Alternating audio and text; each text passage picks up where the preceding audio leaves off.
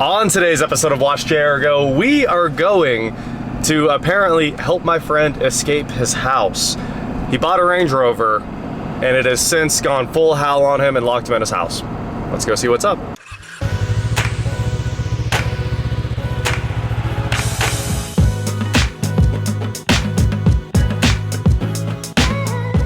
What is going on, guys? I am WatchJRGo, and like I said, today we need to go rescue an owner from its Range Rover, which is a crazy thing to say, but if there was one brand that could happen to, it's a Range Rover for sure. And I guess that one time a guy bought a C6 Corvette and couldn't figure out how to get out of it because he couldn't reach down and hit the emergency release. That used to be a big thing, if you guys remember that. People would get locked in their C6s somehow and not know how to escape. It's pretty simple. So my buddy Jared that brought over that Audi S5 we put CarPlay in the other day also picked up a Range Rover for his wife.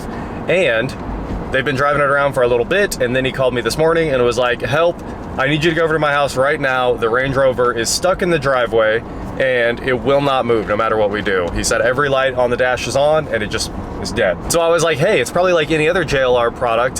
In the center console, there's like a red lever, pull up on it, the car will go into neutral. And he's like, yeah, but that doesn't matter. The brakes are stuck on. And when you step on the pedal, there's like a mushy feel and nothing happens. I was like, oh, well, that's interesting. So jumped out of bed, I'm heading to get the scanner right now. Then we're headed to his house. We're gonna hook up to this thing and hopefully at least be able to get the thing out of his driveway so they can go on about their lives using other cars. It's pretty bad when you're trapped in your house because a car trapped all your other cars.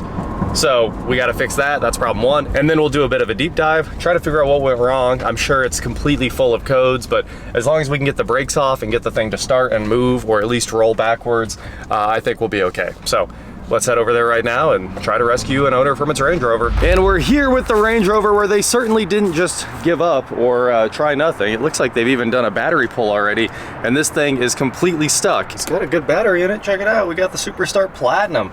I guess the Platinum is the AGM that fits these things, so that makes sense. And if you're wondering how they're stuck in the garage, well, where are you supposed to go? You can't get a car out past this thing. So let's see. No lights. Oh, one light. Here she comes. She's waking up. I'm gonna go get the key and let's see what's going on here. What could be wrong? 125,000 miles. Definitely a nice car. I think it's a HSE Supercharged. Yep, there we go. So should be a 5-liter Supercharged just like my old Jag.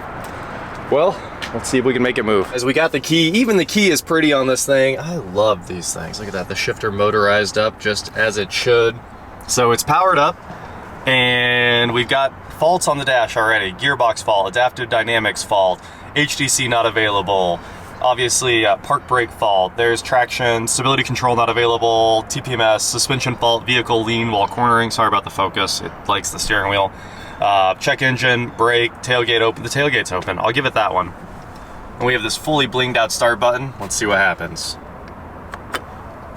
Oh, it shuts off. One more time. Start. My foot's on the brake, guys. I pushed the button and nothing happened. It won't even flinch. It's not even trying to start. What's going on? Okay, let's let it turn off. And we'll try one more time. It will not start. Wow, it's dead. What's wrong with you? Tell us your secrets. No response. The PCM didn't respond? Something's very wrong. The worst thing that could happen. I did not have PCM not respond on a brand new Range Rover on my bingo card today. It just, I would never, ever expect that. So, I think battery pulls next. We're gonna get a report out of this thing. We've got 25 DTCs so far, and it's through about half of them. It has a calf rest table module. Really? Really, Range Rover, you needed a module just for the calf rest in the seat? Running board control module, no response. It doesn't have that. The rear seats aren't responding, probably doesn't have those. Heads-up display cooling fan module. Range Rover went too far. If there's one company that went too far. All right, let's get this report out of here. I'm gonna save it out and then we're gonna pull the battery because there's really nothing else to do at this point. Ooh, these are some scary, scary codes. everything is invalid data from the ECM. So it's like a CAN bus failure. Look at that, high-speed CAN communication bus failure right there. Literally is.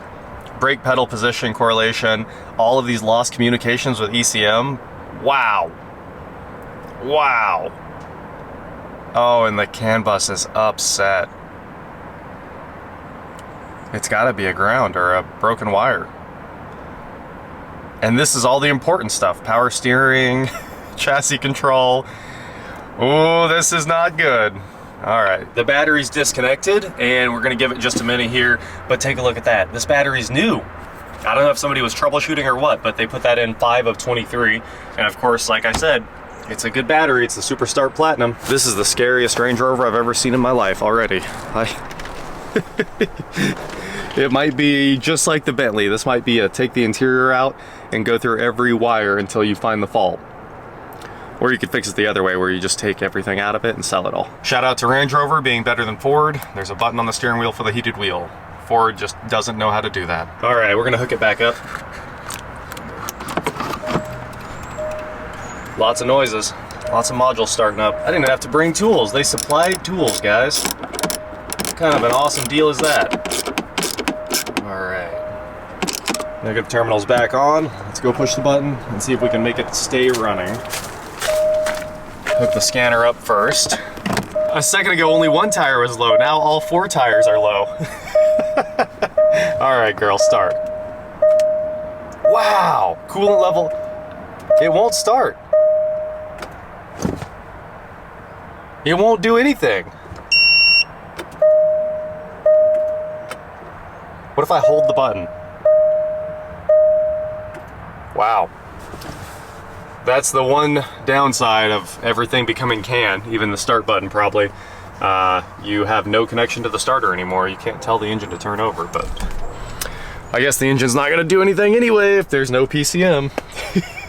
We're in a bad spot here. We might be putting this in neutral and putting it in the street. Here we go again. No response from the PCM. That's terrible.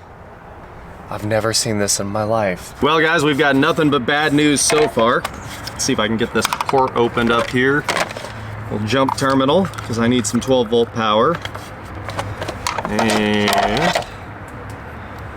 that's a good ground. Ooh, why do we not have power up here? That doesn't seem, there it goes, okay. We got out the oscilloscope, power probe. The oscilloscoping power probe. We got a little better connection going on here.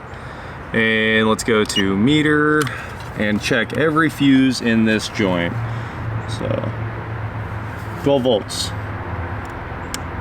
12 volts. That's one of the ECU fuses right there.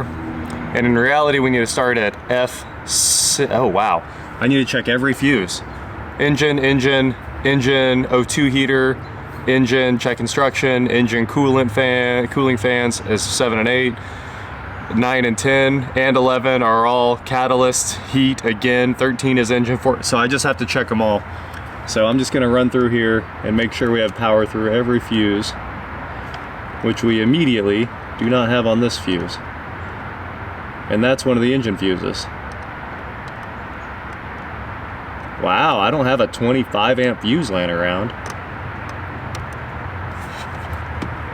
12 volts, come on, what's going on with these fuses?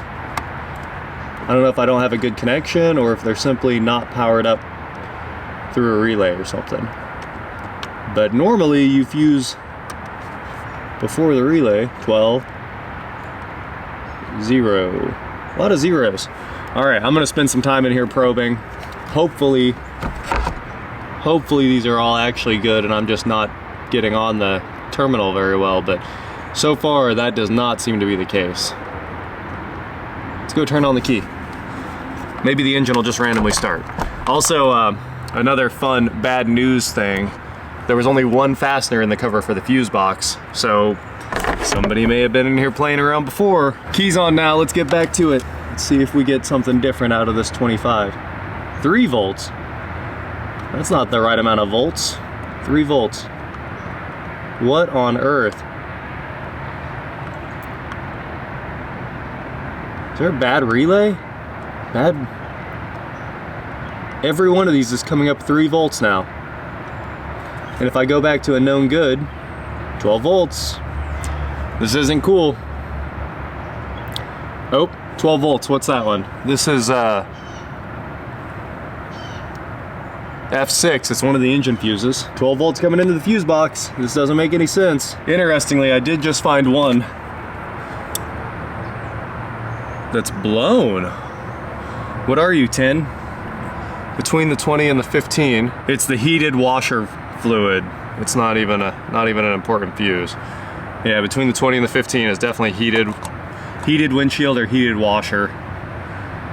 But it's blown. Visually blown too. Why does everything else have 3 volts? I don't get it. Never in my life. So there's a big monster in here I can't get to that is PCM 40 amp. I can't tell if it's blown or not. It doesn't look like it is. I can't get it out either. Let's see if I can measure it. 3 volts on the 40 amp. What on earth? The Range Rover's running. I put the jump pack on it. I had a long conversation with Dana here, who's worked with me on a bunch of Jags in the past. Obviously you guys know him. He is truly a Jag expert, and we talked and we were like, what on earth could make this thing have 3 volts on all of the PCM connections? Basically everything on this car that had to do with the ECU had 3 volts on it, and everything that didn't matter, the cabin stuff, had 12 volts, as you would expect. And I was like, is this a solid state relay box or anything, like a Chrysler? Like, what could it be? And he was like, no, there's nothing like that. It's all traditional relays. It's all super simple. If you don't have 12 volts, you have a problem. And I was like, well, that's not good. And we were like, is it the battery? Absolutely not. The battery's brand new, in great shape. So I was like, you know what? My jump pack's in my truck. And guess what I did, guys? I hooked the jump pack up to the front terminal and it started right up. Now, it's in bad shape. Still upset about literally everything, but as you saw, we just backed it down the driveway, got them free of the Range Rover curse. They can use their house again, but it's broken. So we have a checklist. He said the alternators on those fail all the time because the valve covers go bad, and people like to oil their alternators using the valve cover failure method. And once the alternator is covered in oil, it dies. And I was like, yep, that makes absolute sense, man. So he said you could be low voltage because of the alternator, although we know from the scanner 14.9 volts right now. She's charging like crazy. And also those lithium jump packs, like I use the NOCO one, they overvolt the system so they can start cars faster. So that's why we have 15 volts. If I go shut the jump pack off, the engine might die. Look at that, 15 volts right now. We also know that at rest, before I even started troubleshooting, I always had 12 volts. The scanner tells you the battery all the time right off the OBD2 port where it gets its power. So we always had 12 volts. It was never an issue with the battery. But then he was like, oop, let's not do that. You don't want that door locking. All right, you guys ready? Let's see what happens. Oh, it already shut down. Look at that. It's actually running on its own. I had it running while I was on the phone with Dana, and it shut itself down when the jump pack turned off. It just clicked right off that second. So, hey, it's out of the way. That's the best I can do right now. He said check the valve cover gaskets, do a deep dive on that. And also he said the main battery connection, of course, comes from the back all the way up the chassis, connects to the starter, and then there's a jumper wire, which we've been through before when I did one of these engines, and it runs up to the fuse box and powers the car. If you don't have that jumper wire, the car will obviously never do anything. He said check all those for corrosion. Sometimes they corrode at those terminals, check the starter especially. So we've got a big list of stuff to check on this thing, but it's doing something weird. That's all we know, is that it's a really strange failure mode, and why on earth were there 3 volts to all the PCM relays? And then the next question, why is that fuse blown that heats the windshield? It's the heated washer fluid or the heated windshield. He said that a lot of times people replace those and they smash the wires and then they short. That would explain the blown 10 amp fuse for the windshield. Although it seems like the windshield would need more than 10 amps. So it must be wiper fluid. I don't know. It's one of the two. But there's at least one blown fuse in there. And then there's some crazy problem with the battery getting power to the front of this car. What could it be? So there you go. That was a fun adventure.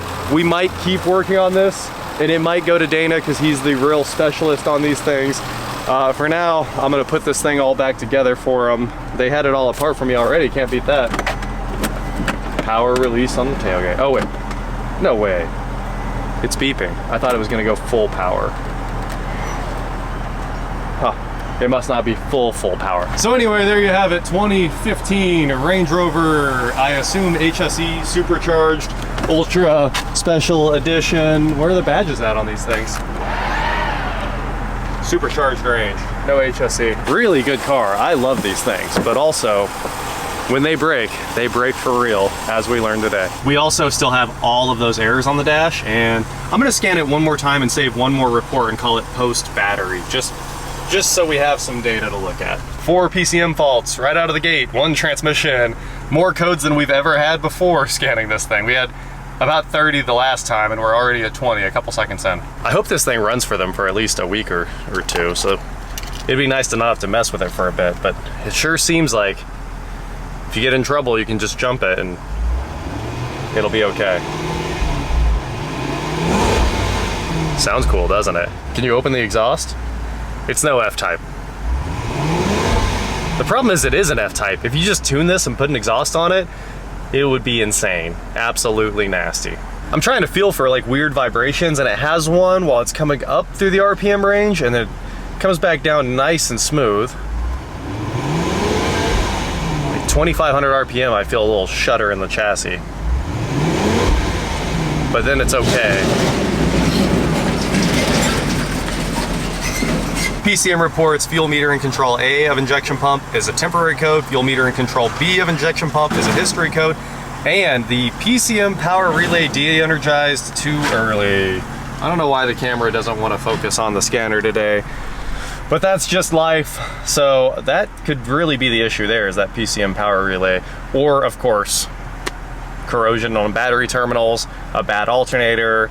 It's not 14.9 volts right now. It's charging.